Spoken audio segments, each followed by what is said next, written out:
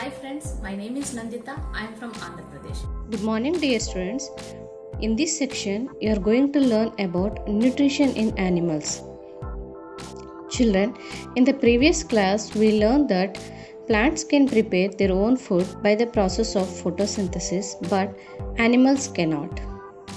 Animals get their food from plants either directly by eating plants or indirectly by eating animals that eat plants. So, animals exhibit heterotrophic mode of nutrition. Now let us study in detail about nutrition in animals. All the animals can be divided into three groups on the basis of their food habits. They are called herbivores, carnivores and omnivores. Herbivores. Herbivore means animals which eat only plants are called herbivores. Examples: goat, cow, deer, etc. Carnivores. Carnivores, the animals which eat only flesh of other animals as food, are called carnivores. Examples: lion, tiger and lizard, etc. Omnivores. Omnivores means animals which eat both plants and animals are called omnivores. Now let us study in detail about the process of nutrition in animals. Children, first we will discuss about what is holozoic nutrition. Holozoic nutrition means it is a process by which animals take in their food. It involves in different steps, namely ingestion, digestion, absorption, assimilation and egestion. Human beings exhibit holozoic mode of nutrition involving in 5 basic steps. Let us study in detail the meanings of these 5 basic steps. Ingestion. The process of taking food into the body is called ingestion. Digestion. The process in which the food containing large and insoluble molecules is break down into small water-soluble molecules is called digestion. Now let us see what is absorption. Absorption means the process in which the digested food passes through the intestinal wall into the bloodstream is called absorption. Now let us study about assimilation.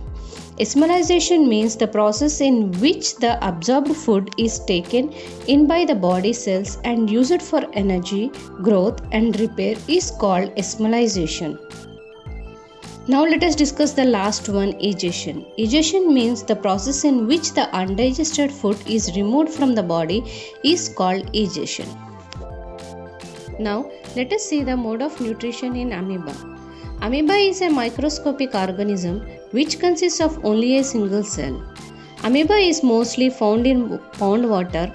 Amoeba eats tiny plants and animals as food which floats in water in which it lives. The mode of nutrition in amoeba is holozoic. The process of obtaining food by amoeba is called phagocytosis. Let us discuss the process of nutrition in amoeba. Amoeba injects food by the forming temporary finger-like projections called pedisopodia around it. The food is engulfed with a little surrounding water to form a food vacuole inside the amoeba. In amoeba, food is digested in the food vacuole by digestive enzymes which break down the food into small and soluble molecules by chemical reactions. Then the digested food becomes into simple and soluble substance and pass out of food vacuoles into the surroundings environment. Now let us discuss the nutrition in paramecium. Paramecium is a small tiny unicellular animal which lives in water. Paramecium uses its hair-like structures called cilia to sweep the food particles from the water and put them into the mouth. Ingestion is followed by other steps such as digestion, absorption, assimilation and egestion, which are same as those we studied in holozoic mode of nutrition. Nutrition in Hydra. Hydra is a simple multicellular animal. It has a number of tentacles around its mouth which are used for ingestion of food. These tentacles entangle small aquatic animals and kill them with their stinging cells.